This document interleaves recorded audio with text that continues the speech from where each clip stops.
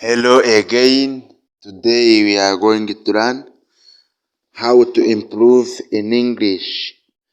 Are you ready? Let's start. While we wait, we play a game. While we wait, we play a game.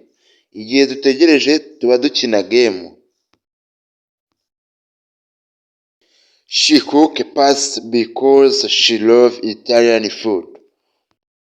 She cook pasta because she loves Italian food.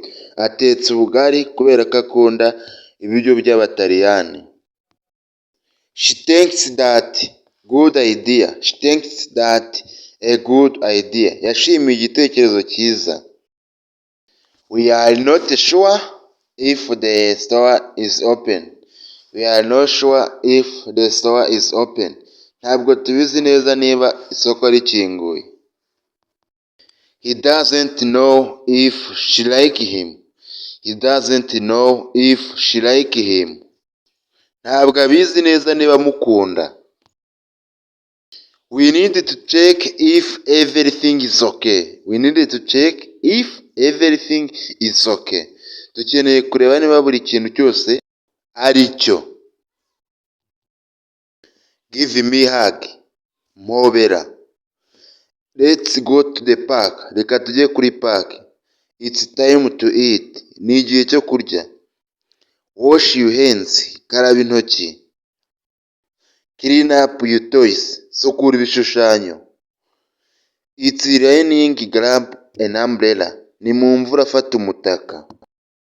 You are very smart. Uri umuhanga. You are good friends. Uri inshuti nziza.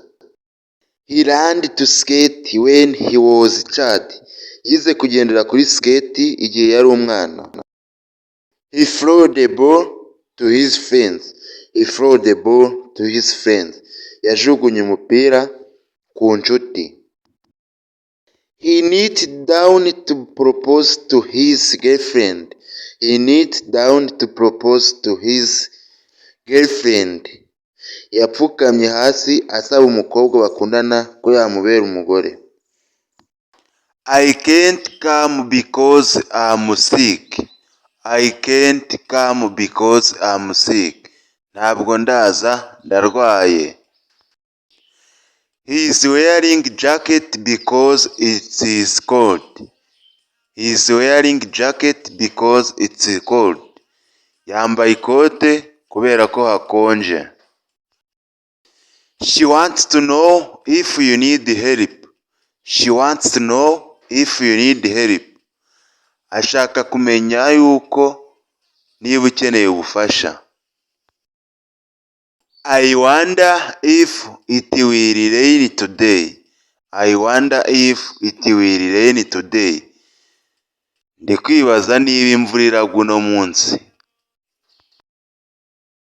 I study hard so that I can pass the exam. I study hard so hard I can't pass the exam. Ndi kwiga cyane kubera ko nshaka gutsinda ikizame.